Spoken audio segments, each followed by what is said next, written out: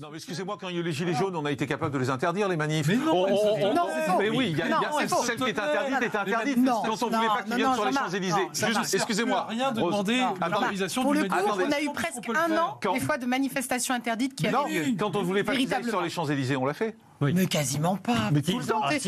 Ils ont fini par manifester pendant quasiment un an chaque samedi. Non, ils n'étaient pas. Non, soyons un tout petit peu sérieux. Alors que historiquement, on n'avait pas le droit de manifester sur les Champs-Élysées. On a eu un an de gilets jaunes aussi. Pas sur les champs. Chaque samedi. Rosa Méziane, vous pensez quoi du fait que la manif interdite se tient ?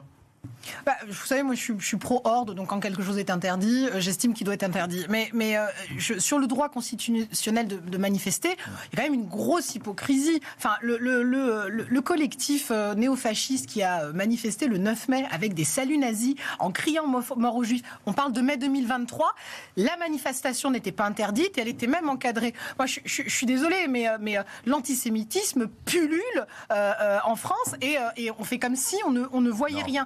Et donc, moi, il faudrait pas non plus enfermer des gens qui ont le droit aussi de manifester pour la cause palestinienne et d'en faire des antisémites notoires. Ça se termine entre Israël et attention, on a manifesté à New York, on a manifesté à Sydney, on a manifesté à Londres. Enfin, attention, quand il y a... Attendez, pour être... Juste, je termine. Vous faire je voudrais qu'on voit les slogans qui étaient... Alors, regardez quelques slogans, c'était hier soir à Paris. Rose. En fait, il y a plusieurs choses. Oui, s'il y a un risque de trouble à l'ordre public, la manifestation doit être interdite. Mais il y a parfois eu des manifestations interdites qui n'ont pas dérapé. Enfin, non, mais où elles sont autorisées, où elles le sont pas. On parle des destructions, mais on a déjà vu des pompiers lancer des pavés et se battre à main nue avec des policiers dans ce pays. Enfin, je crois qu'on a vu ces dernières années des manifestations qui ont lourdement dérapé. On n'a pas attendu que ce soit le conflit israélo-palestinien. Et qui était autorisé. Mais c'est pas ça. Donc il faut aller un peu au-delà de l'interdiction. Moi, je vais vous dire, moi, je sais pas, en fait, j'ai pas d'avis, clairement, de savoir s'il faut interdire ou pas ces manifestations. Je sais pas. Est-ce qu'il faut autoriser les manifestations pro-palestiniennes ? En même temps, c'est un avis, tant que ça reste des manifs pro-palestiniennes. Pourquoi pas ? En revanche, des manifs anti-israéliennes, il faut les interdire, bien évidemment. Les pro-palestiniennes, je sais pas. La seule question, c'est à partir du moment où elles sont interdites, elles ne doivent pas avoir lieu. Point. Oui, on s'arrête là. Oui, ça c'est dans un monde idéal et je pense que les gens mais alors dans tous les pays. Mais non, mais on a eu un an de gilets jaunes, donc arrêtez. Enfin, moi, je les ai entendus sur tous les plateaux. Honnêtement, je vous ai pas entendu taper sur les gilets jaunes quand ils manifestaient alors que les manifestations étaient interdites. Enfin, on les éborgnait directement. Non, mais s'il y a eu interdiction, tous en même temps, s'il vous plaît. S'il y a eu interdiction, c'est que c'était très clair. On sait très bien qui sont les organisateurs de ce genre de manifestation. Et on savait où elle était cette manif. Excusez-moi, on peut pas bloquer la place de la République. Les policiers sont pas des imbéciles. Excusez-moi, ils ont des renseignements.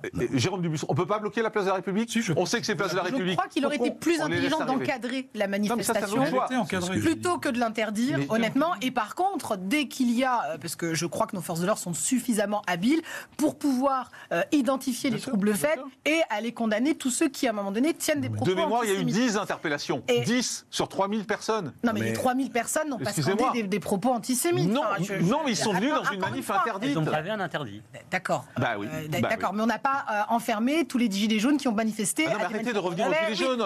Je parle de ce cas-là, par exemple. Oui, mais parlons d'hier. Non, mais revenons à ça. Vous dites évidemment que si je suis pro-palestinien, je suis anti-israélien. Faut arrêter de raconter des trucs. Pas forcément. Si, forcément, non, vraiment, attention. Non, je m'explique. Quand on écoute les peuples, franchement, vous avez des peuples, Israéliens qui clairement sont pour une solution à deux États et sont pour que les Palestiniens vivent paisiblement dans leur territoire. Et vous avez de l'autre côté également des Palestiniens qui sont pour l'État d'Israël et qui veulent aussi que clairement les Israéliens ont le droit aussi à la sécurité. Sur ça, je suis d'accord avec vous, mais je crois qu'il faut faire preuve de justesse dans ce conflit qui dure depuis des décennies. C'est-à-dire qu'on a un silence honteux sur le conflit israélo-palestinien depuis énormément d'années. Quel est le dernier président Non, mais attendez. Emmanuel Macron, en 2017, expliquait qu'il allait de façon diplomatique, porter la question de la paix au Proche-Orient, qu'il allait proposer une solution à deux États. Il n'a strictement rien fait pendant ces 2 mandats. Il faut aussi l'entendre. Le dernier qui a travaillé cette question-là, c'est Jacques Chirac, et il faut lui reconnaître aussi, Nicolas Sarkozy avait tenté de le faire.